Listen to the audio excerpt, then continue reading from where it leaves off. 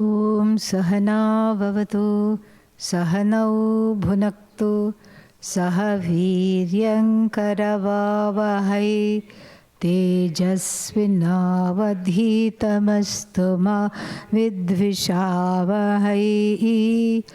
Om Shanti Shanti Shanti.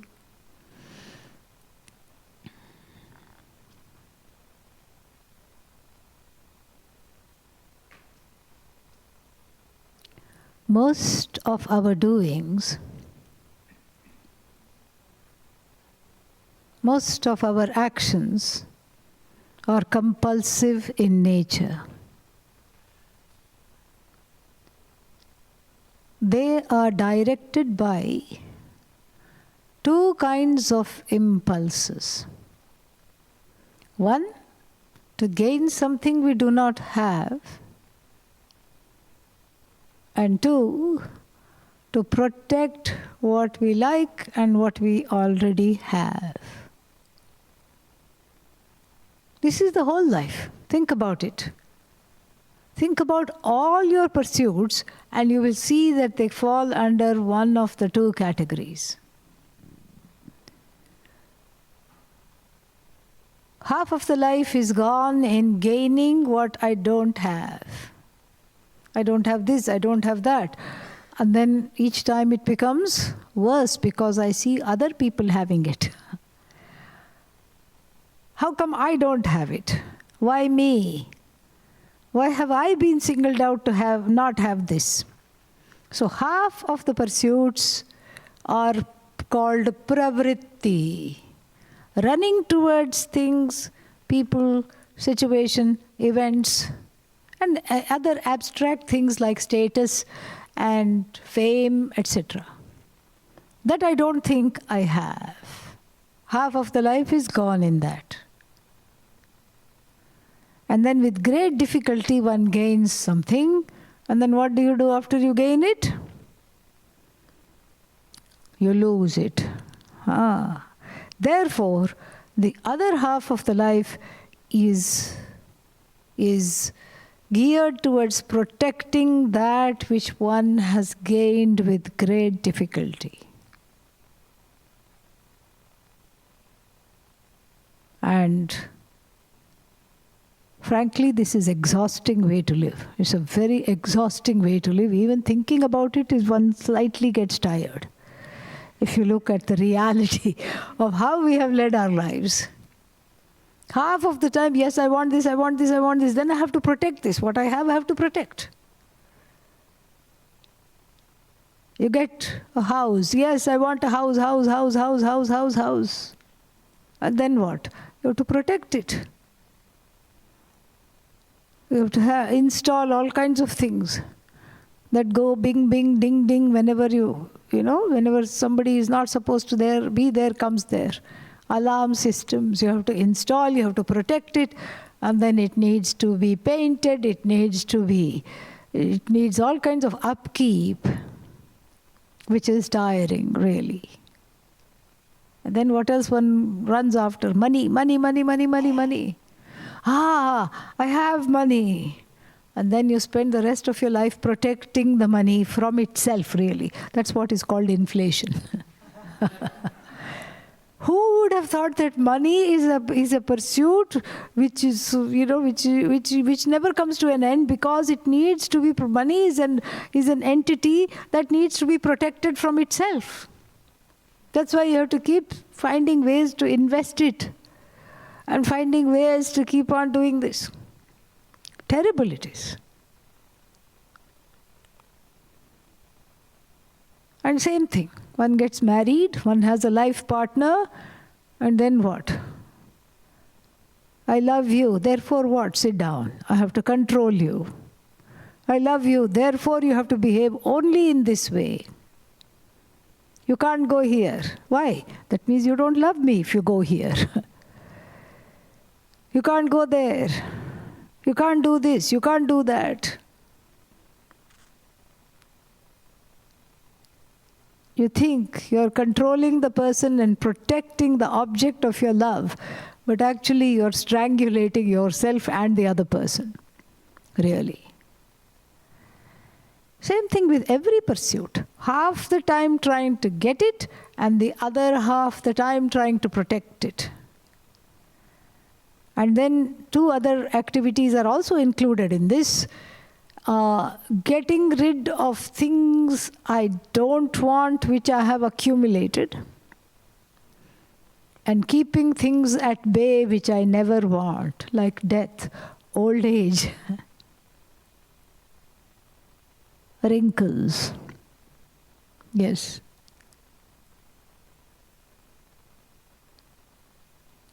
Just before the pandemic, somebody who had not seen me in some time, a man, I would like to add, came to me after the class. I gave a retreat somewhere, and he said, Swamiji, I see that you are aging.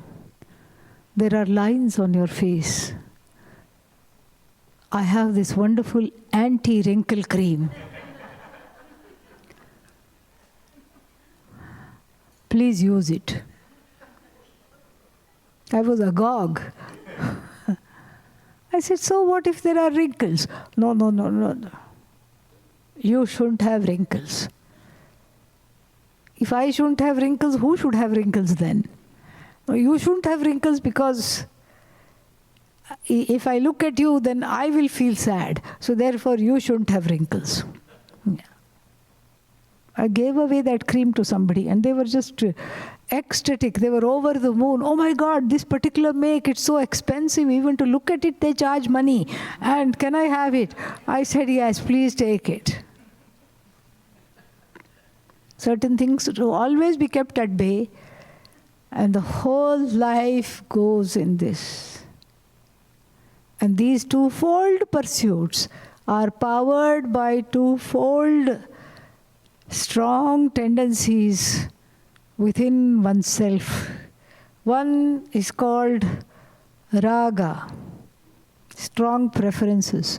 The other one is called dvesha, strong, what is that called? Aversions, prejudices. These are the ones that power the pursuits called pravritti, nivritti, approach, avoid. And then you are not alone, you are not the sole actors. And then there is another dance, approach, avoid. The other person is also doing a dance.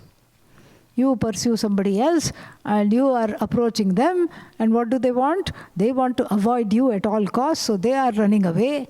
And then you say, okay, I'm going to stop pursuing, keep running. And then they suddenly want you and they come after you. And this is how the whole dance is. That is why God does not need cable TV. Each one is a reality channel. All of us with our strange antics and with our strange quirks, we become entertainment for Lord Vishnu and Lakshmi.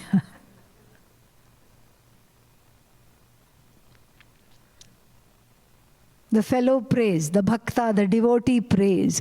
Oh, take me. I don't want to live in this world. Lord Yama, the minion of death, Bhagavan of death, happened to be passing by. Oh, okay, I can take 2 fellows at the same time. I came here for some other work. But yes, I'll be happy to take you. Come on, Grandma. Take away your inauspicious presence from my life. She's not ready to go. In 6 months, I'm going to be a great grandma. Okay, I'll come after 6 months. No, after that I have something else. After that I have to go here on a pilgrimage. After that, whatever. So these are all things one wishes to keep at bay all the time. And therefore, this kind of a doing, which is like an automatic, impulse-based, mindless doing, is what gets us into trouble. What gets us into this Arjuna complex of wanting to run away completely. It's like black and white thinking. Either I do, or I run away. It's not like that. And therefore, we have to purify the doing, the sanctification of the doing. The process by which we sanctify the doings is called Karma Yoga, a very, very important journey in the process of self-growth, emotional maturity, without which we cannot not do. We cannot really relax. First we have to know how to do, what to do. And so the Bhagavad Gita has some wonderful advice using the word yoga in different ways. The first one I said is in the sense of discipline. Discipline. This we find in the 6th chapter. Yuktahara viharasya yuktakarmascha cheshtasu yuktasvapnavabodhasya yogo bhavati dukkhaha. This is in the 6th chapter.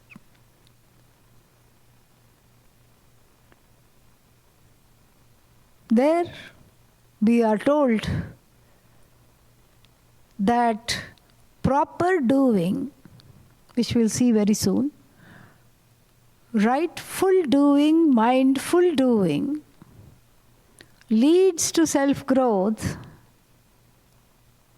and that self-growth itself is known as yoga. Here, karma yoga, the yoga in the form of action. It's not the yoga of action. Karma eva yogaha, karma yogaha. The yoga which is in the form of action. The yoga itself is action. What is yoga? A disciplined lifestyle which is going to stop this mind chatter and lead me to union with God, oneness with God. See, all 3 meanings of the word yoga in one sentence, we have seen that. Very beautiful. So this yoga alone, I have to imbibe in order to grow, because the prerequisite for the knowledge of oneself as non-separate from God is this karma yoga. Arjuna says, I want to do a PhD. Okay, great. But what are the prerequisites to a PhD? What have you done? I have just finished KG. After KG, can you straight away do a PhD? No.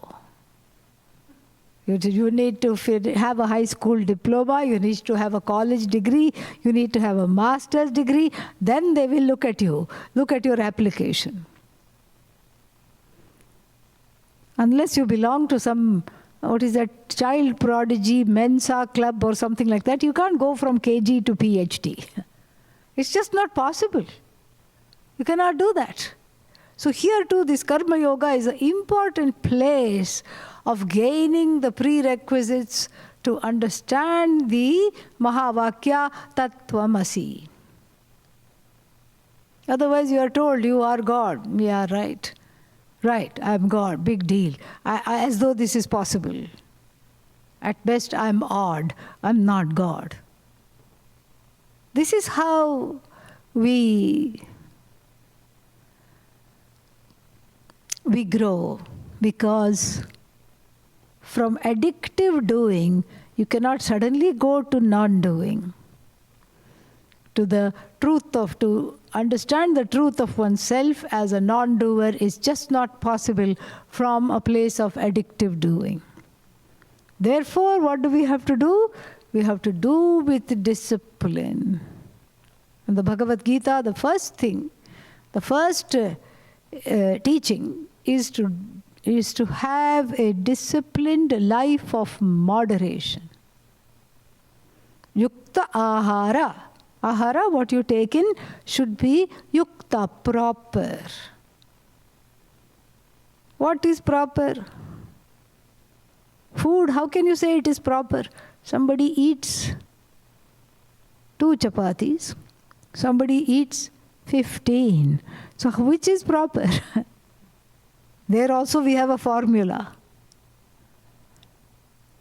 You should eat up till you are half full. No, but I don't know what is half full, said the person who eats 15 chapatis.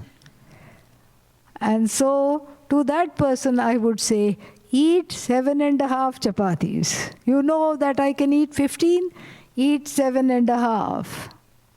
Let the stomach be half full of food, quarter filled, and the other 1/4 filled with water, and the other quarter left empty for the agitation to take place, the digestion to take place.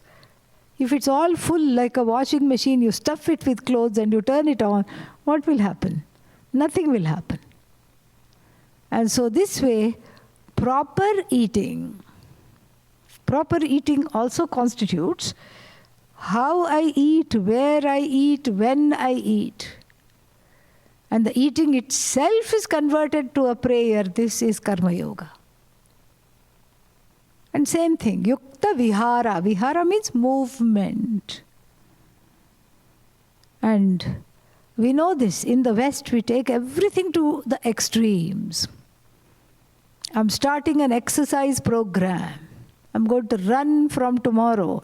Until when? Until I drop dead. I'm going to go running. Not nice. Not nice at all. Or I don't do anything at all. I sit on the couch. Moderation is somewhere in between. This is vihara. Yukta cheshta. Cheshta means the comportment of a person, how you present yourself. And with many people, there is a lot that inner restlessness is evident in the hand movements, very dramatic gestures. Something or the other is shaking, moving. Seeing them, you feel like, telling them to stop. Eyes are darting from side to side. Head is moving, everything is moving. And the hands are also all over the place. This is yukta cheshta, meaning we have to come to a place of mindful use of karmendriyas, the organs of action. And again, sleeping and waking, moderation. You don't pull 3 all-nighters just because you can. And what is the other side? Kumbhakarna. Who is Kumbhakarna? Younger brother of Ravana, who was prepped by his brother. Oh, please ask for Nitya. Nitya means eternal life. Please ask. Lord Shiva is going to come because I have done a lot of tapas. Ravana, the baddie of the Ramayana, says this to his brother. And the brother was already very tamasic. He was just like this. Yeah. And what's on the mind comes out. Lord Shiva comes. I'll give you 2 boons. And the brother, Ravana, wants his brother, pushes him. Yes, go ask. What would you like, sir? Nidra. He says Nitya and Nidra are similar sounding. Nidra means sleep. Instead of eternal life, he asked for eternal sleep. And he was a huge fellow. And he just lay there in a heap, like a small hill he was. Ravana was very cross. Take that back. He says, no, once a boon is given, it is not taken back at all. It's not going to be taken back. Yeah, you can use your boon to undo that other boon. Ravana was very cross. He says, how am I going to take him home? He's like a mountain lying here. Lord Shiva says, that's not my problem. So Ravana uses his boon to partially undo, because once a boon is given, you cannot fully undo, to partially mitigate that. 6 months he will be awake, 6 months he will be asleep. When he was asleep, he was just asleep. This also we cannot do. So not too much sleep, not too much waking, meaning a moderation between rest and activity. This is what is the recipe. This is the kind of discipline that is being talked about in the 6th chapter. And then, for such a yogi, this kind of a lifestyle, yoga here means lifestyle. This kind of a lifestyle, bhavati, becomes dukkhaha. Dukkham hanti iti dukkhaha, that which is the killer of sorrow. This is very, very beautiful. So sorrow comes from excess. Either excess or not enough. This is something we don't know until we study the Bhagavad Gita. Sorrow comes from excess. Sorrow comes from not enough. So when one is feeling funky, think of what is it that is too much in the life, or what is it that is not enough. In terms of sleep, in terms of activity, in terms of movement, in terms of eating, drinking, all these things. This is yoga in the form of discipline. But how do I gain this discipline? I gain this discipline by understanding the definition of yoga given in the 2nd chapter of the Bhagavad Gita. 2 definitions are given. And the first one is very relevant here. Samatvam yogaha iti uchyate. Uchyate, it is said that the definition of yoga is equanimity. Equanimity means a kind of a balance. Balance. Balance in what? Equanimity is also, samatvam is also defined as sameness. It's not sameness in action, it's the sameness with which the results of the action are received. Sameness. When things go my way, I don't become ecstatic and hit the ceiling. Because if I hit the ceiling, the next time something doesn't go my way, I have a long way to fall. Sameness. But that doesn't mean that you become some kind of a stoic person. Many people in Vedanta think I have to be aloof and stoic because I have samatvam, I have sameness. I'm neither happy nor am I unhappy. Hey you, who me? Yes. You won a lottery. Okay. Hey you, yes. Your spouse is in the hospital. Okay. This is not what we are talking about. This would be very boring. Who would like to be friends with such a person? Nobody. One will be friendless and feeling neglected if it was like this. It's about managing the agony, managing the ecstasy. And I manage the agony and ecstasy with the awareness that I am not the doer, really. Even though the Bhagavad Gita says you have a right over action, but you don't control the results of action, but that is just a beginning into plumbing the depths of this knowledge of Karma Yoga, the culmination of which is seeing Bhagavan, Bhagavati as the author of every action. Because I can't grow from a doer to a non-doer. If I keep on saying, I didn't do this, it will sound like dissociation. Who had lunch? I didn't have lunch. That's a lie. You had lunch. And so, like this, you can't do that. And in India, this is sometimes, in certain spiritual lineages, they don't know how to handle this. So they don't refer to themselves as I, because I have to become a non-doer, there's a lot of pressure. There's one such lineage, they used to come to our ashram all the time. Very good teachers and everything, but they talked funny amongst themselves. So, this leader came to our ashram. And then, Swamiji, when did you come? Shiva came yesterday. Referring to himself as Shiva. This Shiva came yesterday. Would you like something to eat? This Shiva's stomach is hungry. When are you leaving? This Shiva is leaving day after tomorrow. What happened? There's a bruise on your forehead. What happened over here?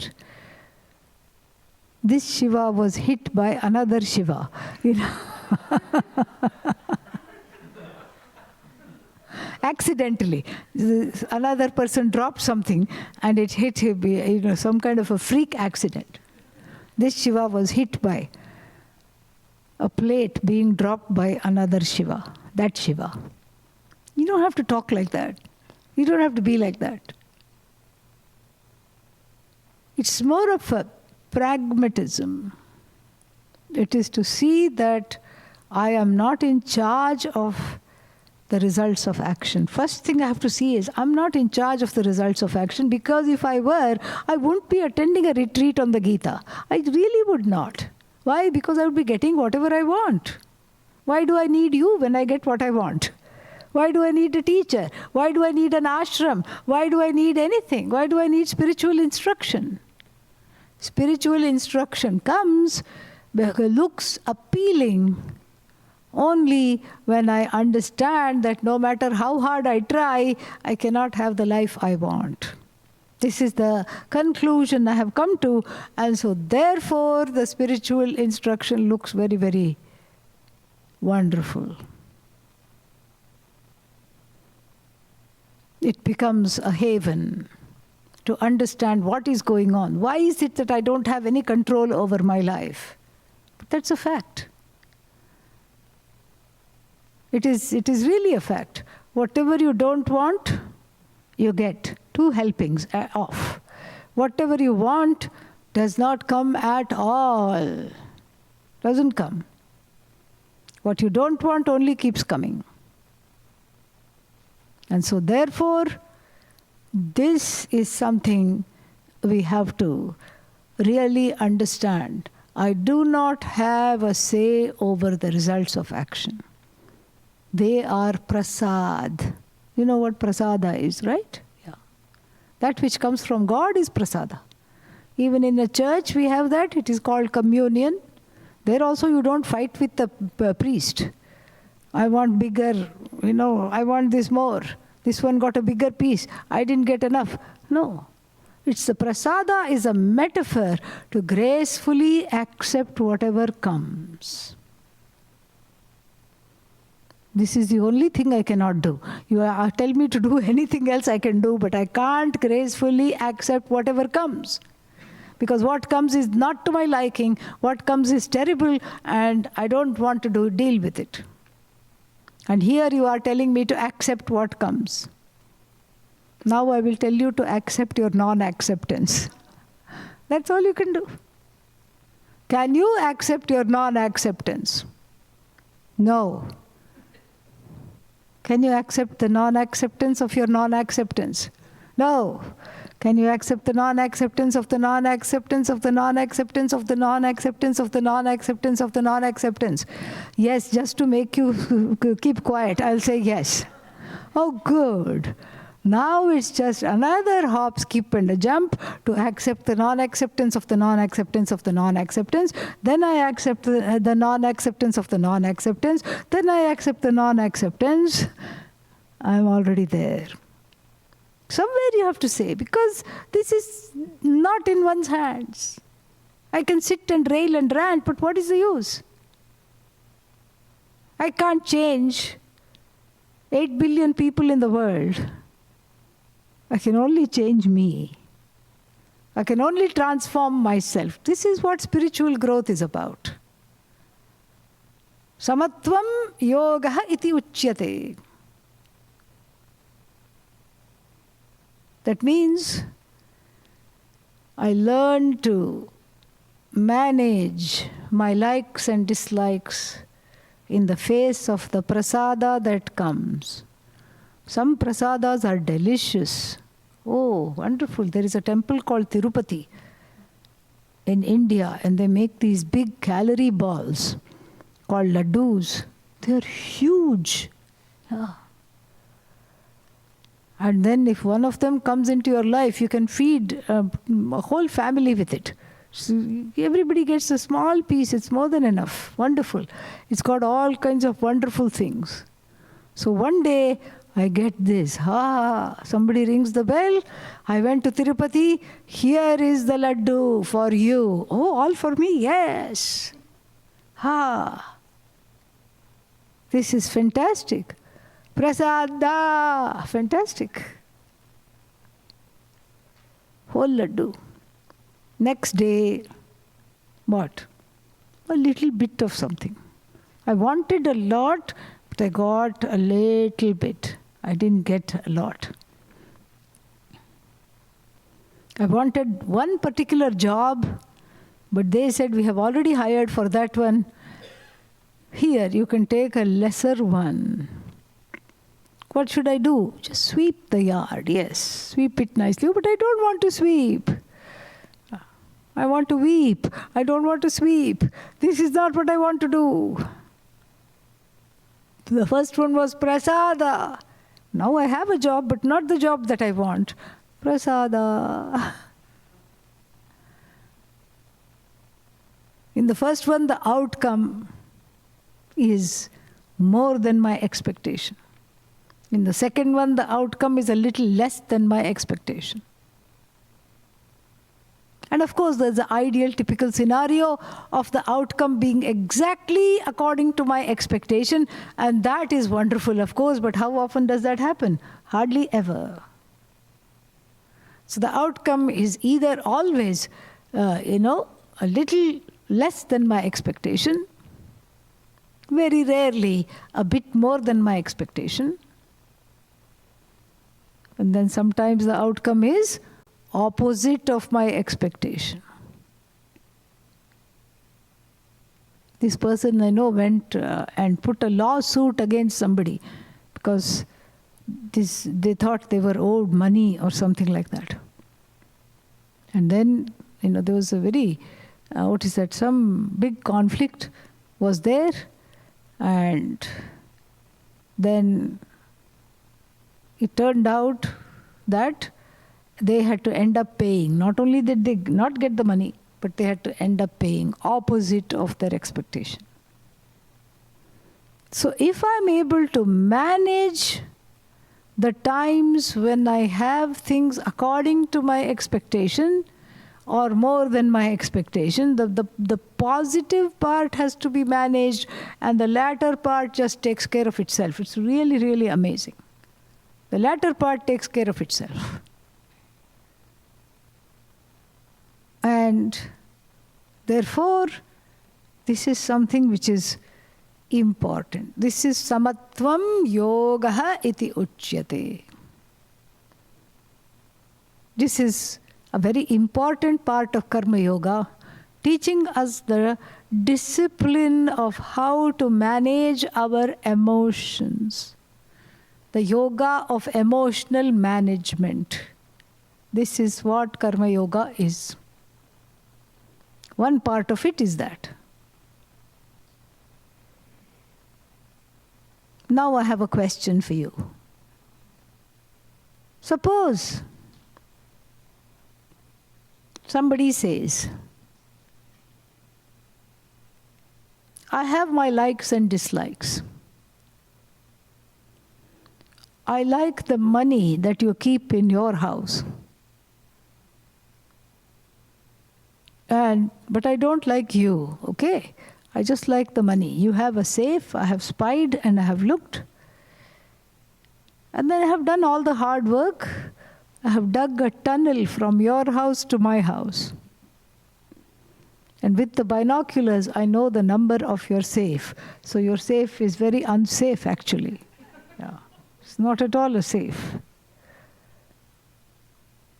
And then what? I've learned to manage my likes and dislikes. I've sent my family to a safe place so that they are not involved in all this. And then I'm going to go to the neighbor's house, your house, and then I'm prepared. Supposing I open the safe and it is completely empty because you took everything to the bank, I'll manage my emotions, no problem. I'll be very sad because so much work went in digging this tunnel and all these things, hacking the security codes and everything. I'll be very sad. Supposing there was more, I think there will be about $25,000. That's what it looked through my binoculars. But if it's more than that, I'll be very happy. And then if it's a little less than that, if it's only $15,000, then also it's okay. And then if it's the opposite of what I expect, the safe, unbeknownst to me, there was a hidden variable. There was an alarm that I was not aware of. It called 911 and the police immediately came and took me to jail. I will say, Prasada, I'm going to jail. I must be a very good karma yogi, correct? That's my question. No? What's missing over here? Why am I not a karma yogi? Why I'm not a karma yogi? What is missing is that I'm doing the wrong things. I'm doing it in the right way. I'm managing everything right way, at least that is the intention, but the actions themselves are wrong. So we cannot have wrongdoing. Here literally it is plotting a wrongdoing. I can't keep doing wrong things and then say this is karma yoga. This is the second definition of the word yoga used in the Bhagavad Gita. Yogaha karmasu kaushalam, often mistranslated in the books as yoga is skill in action. That's why I gave this example. This man is very skilled. Yeah. Perfect in digging a tunnel, perfect in picking the pocket, perfect in picking the safe. Very, very skilled this person is, but then the person does not become a karma yogi. So we have the meaning of the word yoga, samyama, discipline, nirodha, stopping, and then union. That was the third meaning I said. Here in the second definition we can see this oneness operating at the level of the everyday life. Bhagavan, Ishvara, that is in the tradition, is seen as present in everything, especially the law of dharma. What is dharma? The universal matrix of norms. That which I want people to do to me is dharma. I want people to hold the door open when I pass, dharma. I want people to be kind to me, dharma. I want people to be affectionate. I want people to be respectful. I want people to be loving, to be compassionate. Can I ensure this without the other person, without me being all that to the other person? No.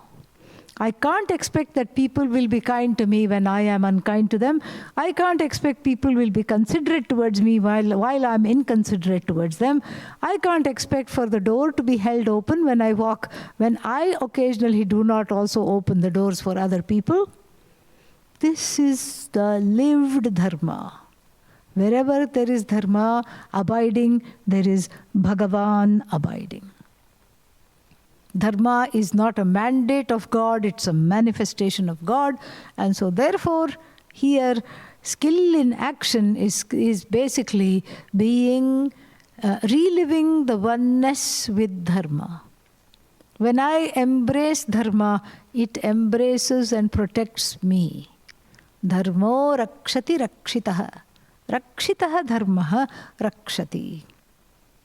It's a very famous sentence from the Mahabharata. Dharmo rakshati rakshitaha. Dharma is not static, it is dynamic. I am the one articulating it. I am a walking, talking dharma. embodiment of dharma. And therefore, when I violate dharma, something happens there. I create a disturbance not only in my papa punya, in the demerits and merits that accrue to me, but I create a disturbance in the universe. I disturb the universe with this, and whenever I disturb the universe with my actions or my omissions, then that disturbance, it amounts to a breach in the oneness that abides. There is a flow, there is a flow of oneness which we disturb constantly through our wrongdoings and wrong action. So therefore I become wedded to the three manifestations of dharma in my life. First is general dharma, samanya dharma. What is samanya dharma? It is, and it was, and it forever will be wrong to steal, to kill, to defraud somebody. These kinds of things are always samanya. But since dharma is not static, it is dynamic, the samanya dharma I have to interpret in my life every day. Vishesha dharma. Samanya dharma, one big circle. Inside you draw another smaller circle, concentric circle, Vishesha dharma. Samanya dharma, as it is evident in, as it articulates in a particular time, particular day. Here we drive on the right side of the road. You are following the law, driving on the right side of the road. Some person, perhaps they are drunk, they are also driving right in front of you. They are coming the wrong way. What do you do? What do you do? You have to swerve. Right? I told you it's okay to show at least one sign of life regularly. So, what do? You have to move. You have to first look to see, where can I move? And you either stop the car, or if you cannot stop, you swerve to allow this crazy person to go. You do whatever you can to avoid a collision. You don't say, I'm a law-abiding citizen and I have to keep driving on the right side. Famous last words. Nobody, you don't say that. You have to swerve. And now what are you doing? You're going against dharma, you're driving on the left side of the road. But still, it is judicious, appropriate response in this particular situation. This is Vishesha dharma. Vishesha dharma. This is interpreting samanya dharma in the light of what is imminent right now. Not what is convenient to me. It's convenient to drive on the left side of the road, so let me continue to do that. No. This is just a temporary thing. Vishesha dharma means interpreting samanya dharma in this particular time, day, and in my everyday life. Then you have samanya dharma, you have vishesha dharma, one more circle. Inside smallest circle, swadharma. What is my own life? What is it that I have to do in my own life? And this has two parts. One part is very clear and one part has to be discovered. And the part that is very clear is one's station in one's life. One is a child, one has mother, one has father, one has certain duties towards the parents, one has certain duties towards the siblings, one has certain things to do when one is in a partnership. When one is a student, one has to study. When one is in finding a life partner, that there are certain duties towards that other person. And then you become a father, mother, there are certain duties towards the child. This is swadharma. What I have to do purely from the station of my life. I know what I have to do because I have children, I have to mother them or parent them, father them. This is what I have to do. I have a house, I have to take care of it. I have a job, I have to go to work or work from home, whatever it is that people do. This is what I have to do, and therefore this is part A of Swadharma. Part B of Swadharma is very interesting. It is that yearning to do something which I'm supposed to do, but I don't know because it's mired in the strong preferences and prejudices and raga and dvesha. Oh, this creative spurt is coming. Oh, it's gone. Why did it go? Because I can't do anything right. I can't do anything. So why bother? Why should I start? Why should I do anything? That feeling is eclipsing this discovery. Hopelessness, fear, anger, diffidence. Fear of what? Fear of failure. Oh, but I don't have fear of failure. Then it must be fear of success. Either way, they're all same thing. Two sides of the coin. So, the second part of Swadharma is coming to terms with my destiny. And the destiny need not be one big thing that one does. In some people's life, it's very, very easy. They are lucky because, like Mozart, Beethoven, God gave them this gift. Even before he was talking, before they were talking, they were composing things. And it was very easy. They couldn't do anything else. They could not work as telephone operators. They could not be dancers. They could not be anything else except musicians. Like that we have scientists, physicists, brilliant, like Einstein. Einstein could not do embroidery. Okay? Never. Not possible.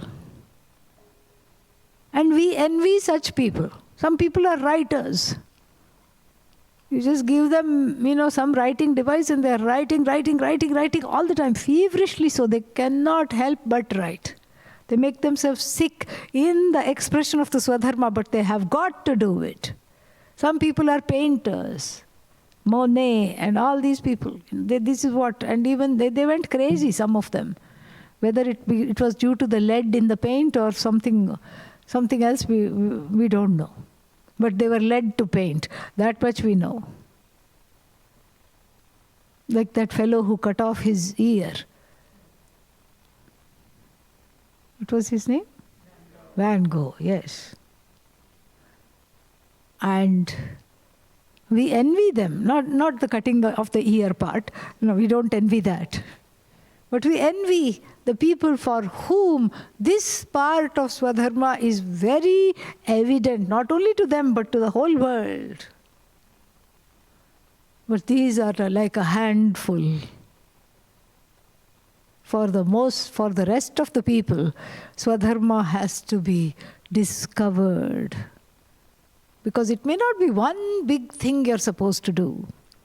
It may be many, many, many small things. We don't know that because we won't let ourselves know that.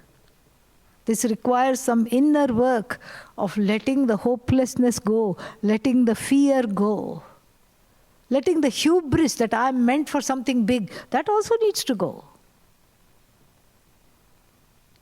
You're not meant for anything big because you are big. You are the biggest and the best thing there is. Discovering that, all this goes. Otherwise, the whole life is gone. I want something big, I want something big, I want something big. And the big never comes. And in the process, I miss every single moment of glory in life. I fail to seize the opportunities because I'm looking for something impossible. I have to be realistic. Because we are talking of the expression of this body-mind-sense complex, which is finite. Finite energy, finite power, finite thinking power, finite everything. But I don't have to get frustrated that it is finite because that which is the indweller of this finite body, mind, sense complex happens to be infinite. Happens to be that infinite consciousness which I have to get ready to discover. And so right now I have a duty. What is the duty? Why this particular body? Why was I born in a feminine body?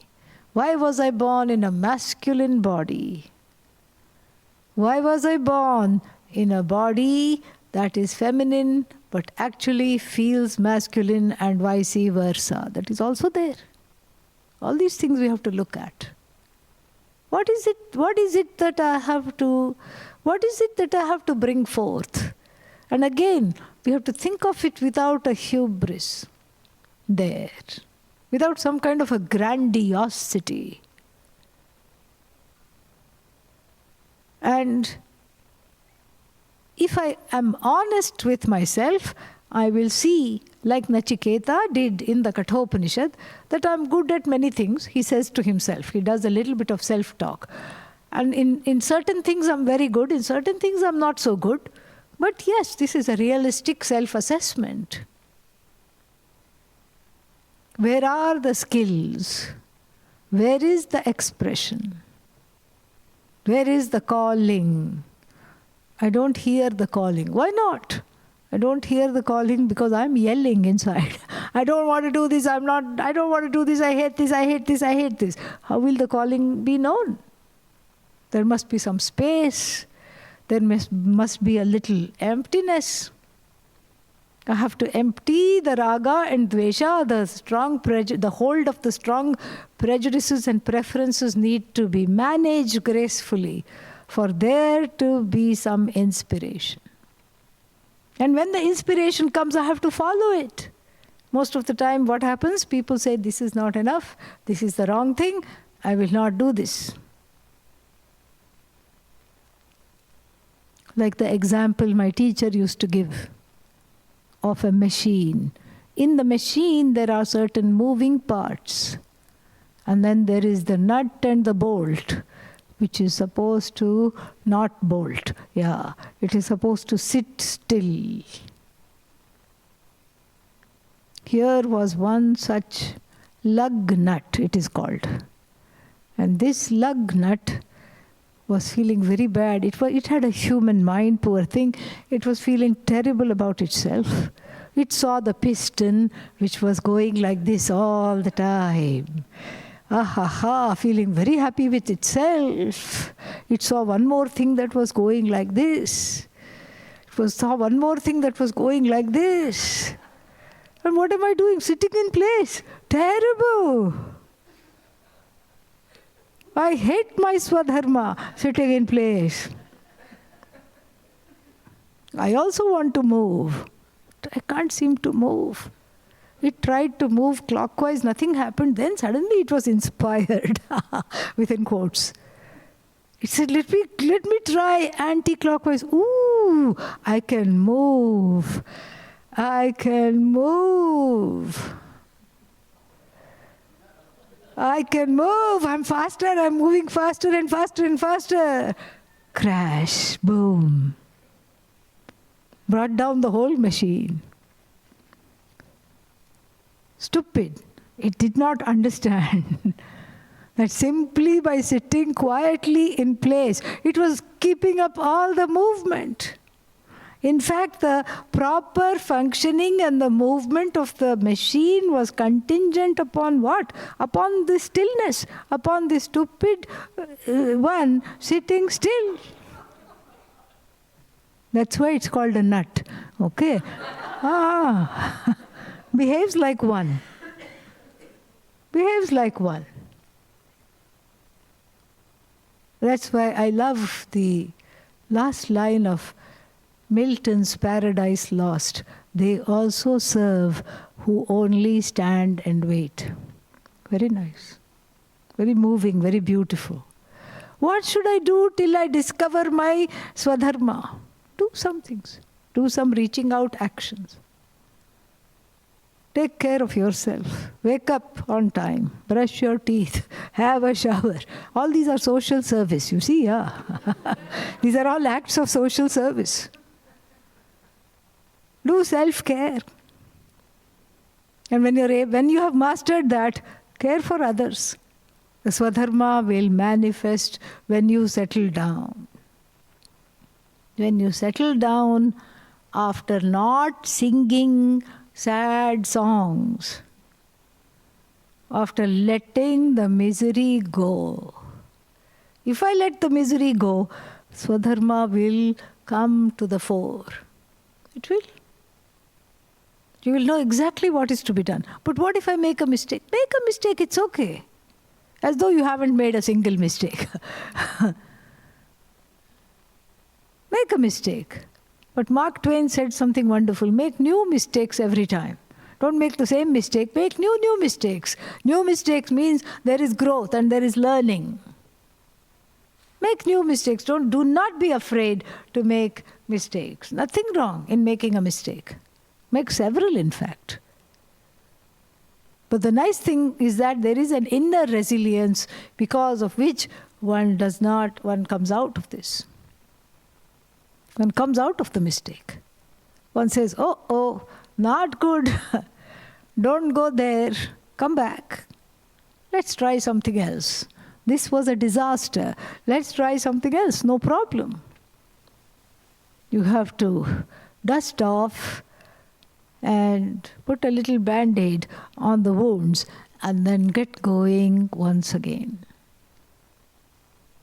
But in order to have that resilience, I have to take care of the misery.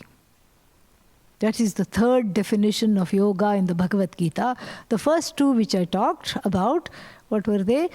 Samatvam yoga iti uchyate. Samatvam yoga uchyate. This is in the second chapter, in the middle of the second chapter. And then yoga karmasu kaushalam. That also is in the middle of the second chapter. The last definition of the word yoga is about nirodha, stopping. The other two were what? Discipline and oneness. Oneness with dharma and discipline in receiving the results of the action. That is the first two definitions we saw. And then now we will be seeing the third definition of yoga as stopping something. Stopping what? Stopping allowing the sorrow to enter. Tam vidyat dukkha samyoga viyogam yoga samyitam. I think it's the 24th verse of the 6th chapter. The other two I don't know. I'll find out and let you know. Exact verses I don't know. Look it up, Gayatri. Other two. So, you can have the citations. This one is the 22nd verse of the 6th chapter. The other two are in the second chapter. She will tell you. So then we have the third definition of yoga as stopping. And what is that here? Please know that to be yoga. This is what I chanted. Which is conscious dissociation from association with sorrow. This seems counterintuitive. Who wants to be associated with sorrow? Please raise your hands. See, nobody is raising the hands. Nobody wants sorrow. Nobody wants to sit next to sorrow. Nobody wants to be associated with sorrow. So what is happening here? There is some kind of a habitual pattern where the mind keeps on enacting and reenacting sorrow and sorry situations. Constantly reenacting sorrow and reenacting sorry situations. This is what the mind seems to be doing. There is a downward spiral which is part of the unconscious mind. I'm not conscious of it. Not that anybody is doing it willingly. Nobody wants to be a killjoy willingly. But one becomes that unconsciously, unknowingly. Why? Because of the hopelessness, the pain and sorrows of unresolved pains and sorrows of early childhood. primary caregivers, inconsistent, loving but distant. So many things. Difficult background. And that difficult background was all forgotten because one has to keep going and gaining whatever one needs to gain. So the baby grows up laughing and smiling even though it's hurting inside. It's the coping mechanism. It often has to trust the people who do not deserve trust sometime. It has to trust the parents even though they may be telling the baby lies. Yes, I'll get you this. When? For your birthday, I'll buy you this. And then birthday comes, birthday goes, nothing has come. And then again, there is a big disappointment. So many things like this happen in one's childhood. And then it creates a certain calloused heart. The heart is not open anymore. There is no trust. There is no hope. And that is that inner child which keeps looking and greeting and imagining and recreating sorry situations. And even if it's a good situation, it will make it bad. Why? Because it doesn't know any better.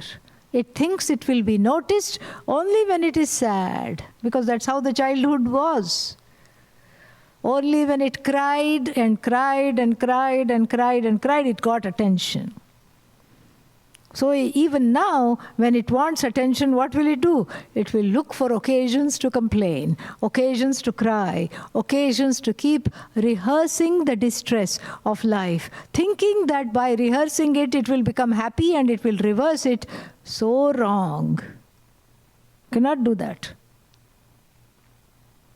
So therefore, protect oneself from sorrow means protect oneself from these kinds of tendencies by working on this inner child. There are lots of books on this inner child work, and it is not about kicking it out. It is about hugging it, embracing it, and integrating it into the adult. This is what one has to do repeatedly. Otherwise, one will be lashing out at everybody all the time.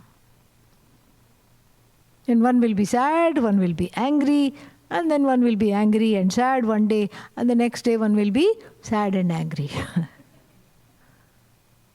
All the time. This is the situation. So therefore, Lord Krishna advises, please keep yourself protected from association with this sorrow. This association is automatic. So it doesn't take long for the mind to become sad. Immediately you can become sad. You see somebody happy. Well, happiness should be infectious. Why I am not happy? I get sad. In an instant one becomes sad. And Bhagavan says, protect yourself from this habitual association with sorrow. The habitual association with sorrow is because of the unconscious mind. And the unconscious mind keeps coming out even when I don't want it to come out. So what do? I have a say over the conscious mind. And I use the conscious mind to overpower the unconscious mind gently. There is some inner cleaning that needs to be done in the form of what? Soap. Japa. Japa is the soap. Japa means meditation, chanting in the mind. Let the mantra keep going. That is like a little waterfall that keeps one away from the sorrow, that re-energizes oneself. That background noise, why me, what's wrong with me, why am I, nobody loves me, all these conclusions, that's part of this sorrow, which is never away, which seems to be really like a ghost ready to haunt the person. But now I know better. Now I know how to manage. Now I know what to do. What is it that I have to do? I have to let go of this unconscious. Oh, I think I'll give it to the significant other. Let them babysit this brat. Are you ready to babysit their brat? No. I only want them to take care of mine. Not happening then. Okay, I'll also babysit. No. Then also this is what is called a dysfunctional codependent relationship. Each person trying to babysit the other one's inner baby. Does not work. Works for a little while. It's called the honeymoon period. After that, it does not work. So where to give this crying thing? The one that is sad all the time and making me sad and angry, where to put it? At the altar of the goddess. Let her mother this baby. Therefore, I have to cultivate devotion. I have to have an altar of surrender, where all these feelings of pain, unsolicited pain, unresolved pain, unhealed anger can go. Even anger, in our culture, in our tradition, is an expression of prayer. Even anger is prayer. This is the only place where you can go. That's why there are so many shrines in this ashram. You can go to any place and say, why did you do this to me? That becomes a prayer. What were you thinking when you gave me this karma in this life? That's a prayer. It's not blasphemy.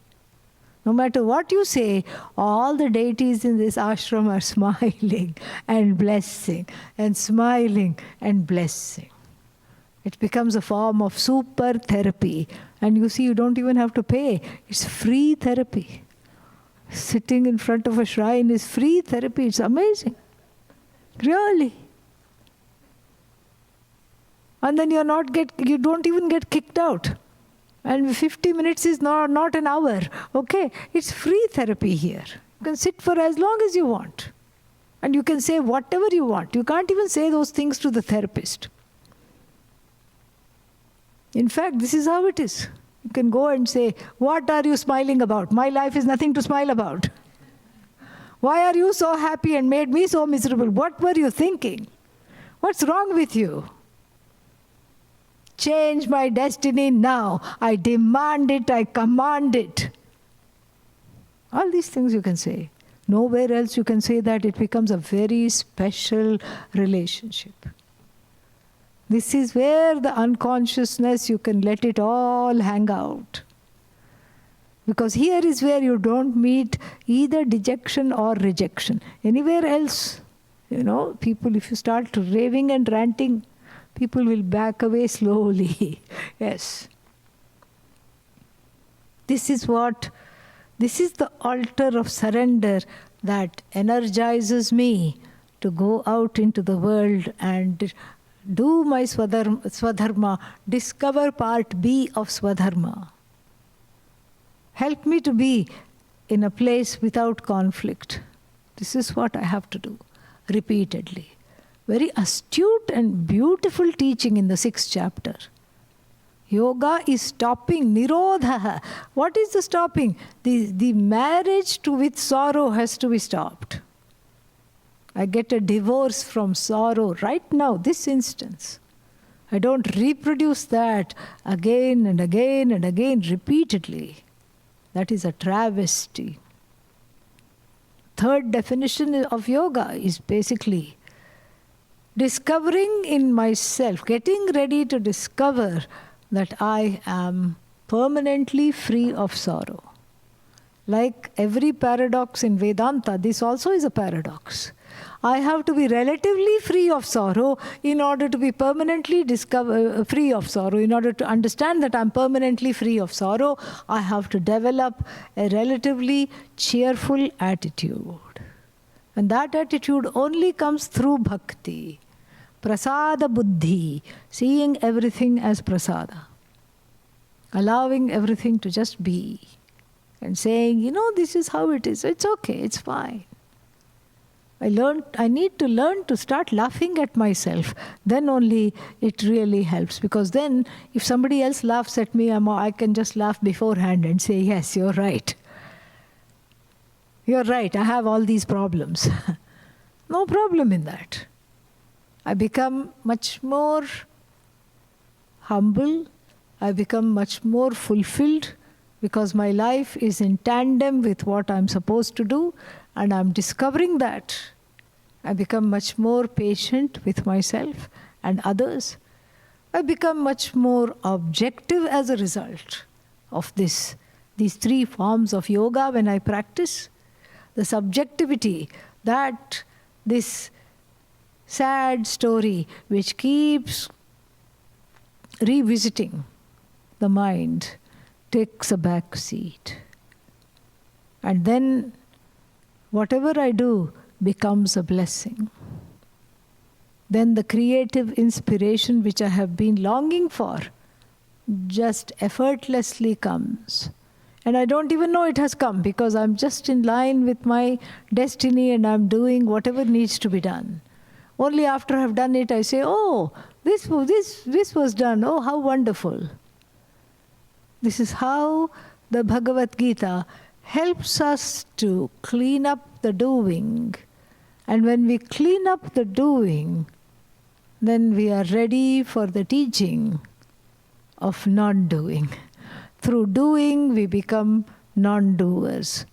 Through doing what is right, what is appropriate, and what is appropriate for me, I grow into understanding that I am not the doer at all.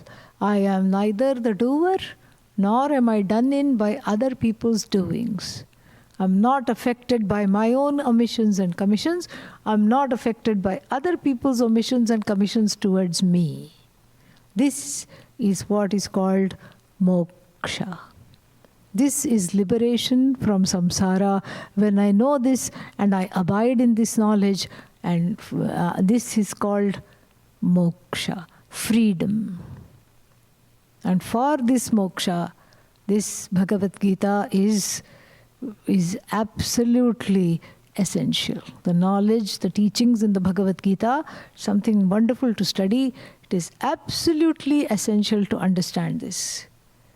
And then this is how one grows. That is why there are two lifestyles. It's not about the lifestyle. The lifestyle can be either I am pursuing this knowledge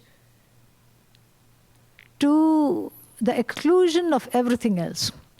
I have burnt the bridges and the boats and everything, and I'm just pursuing this knowledge. Or I'm pursuing many other interests along with the knowledge. Both these lifestyles are permissible.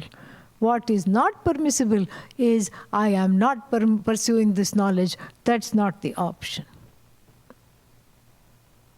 Either one takes the route of letting go, if one is ready, or in order to let go, one learns how to let go, and one learns how to discover oneself as a non-doer by doing things in the right manner all the time, by learning to do things. We shall stop here.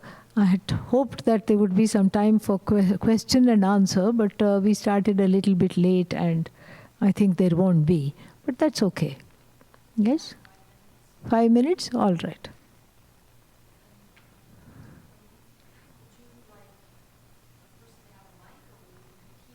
I will repeat the question. If you have a question, you can ask at this point.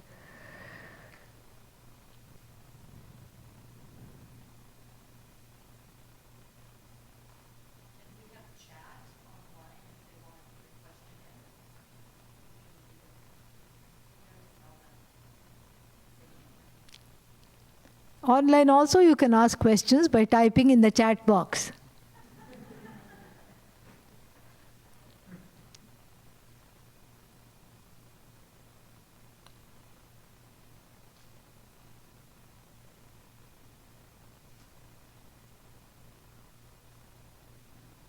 Yes.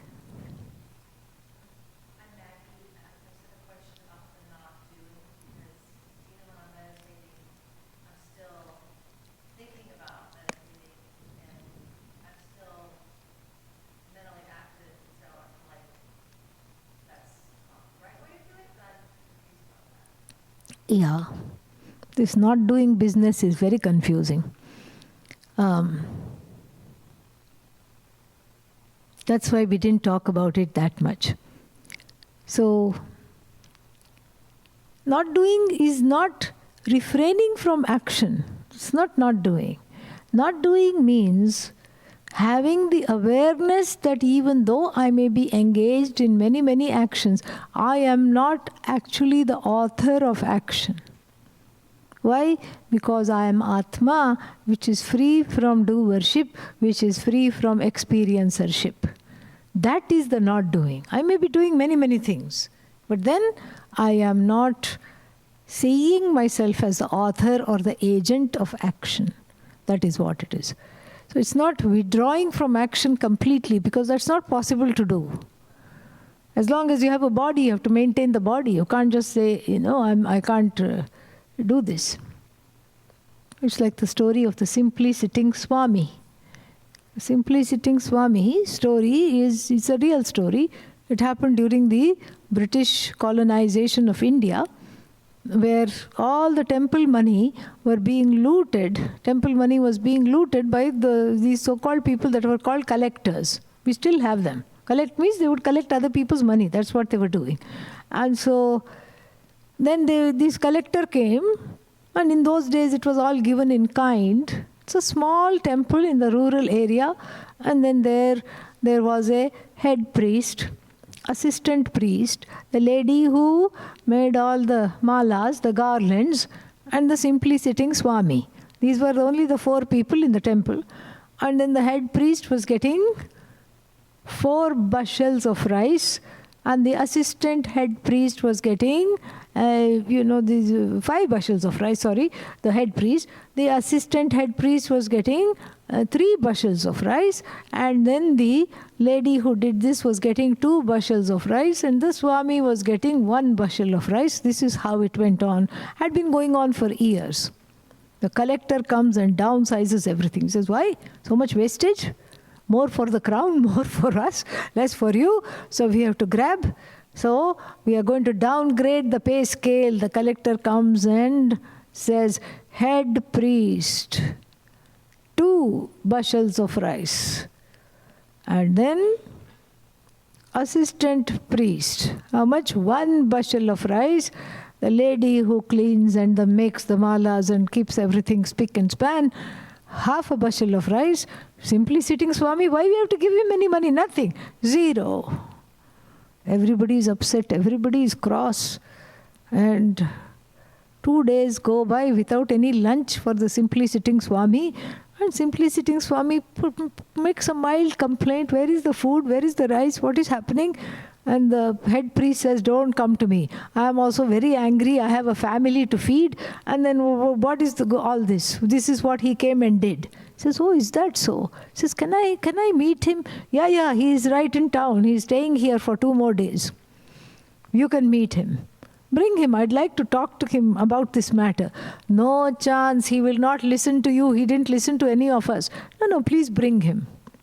So gently he raised the matter to the collector and said, look, what is this? I'm not getting any food. Why should I give you any food? You're simply sitting. Well, it's not that easy to simply sit. What do you mean it's not easy? I can do. Okay, do it. Sit simply. First of all, he couldn't sit on the floor, but with great difficulty he sat. And then his thighs were like airplane wings.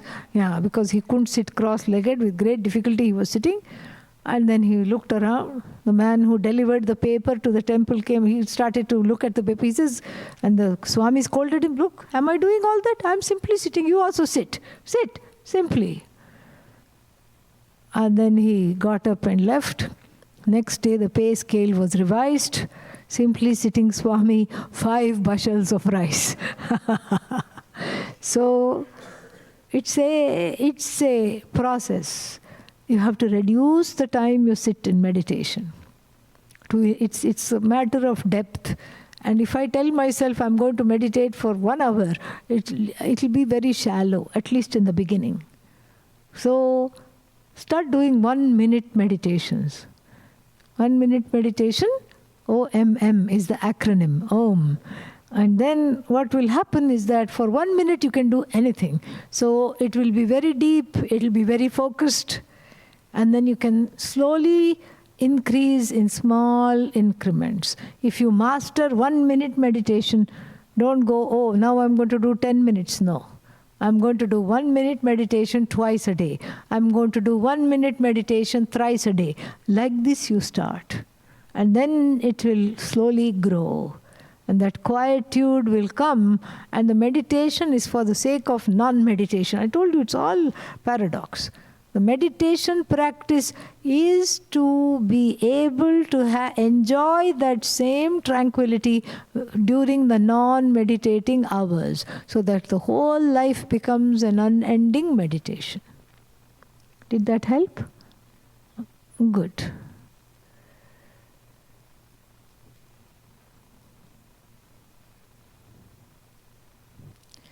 Om Purnamadav Purnamidam Purnat Purnamudachyate Purnasya Purnamadaya Purnamevavashishyate Shanti Shanti Shantihi Harihi Om Shri Gurubhyo Namaha Harihi Om.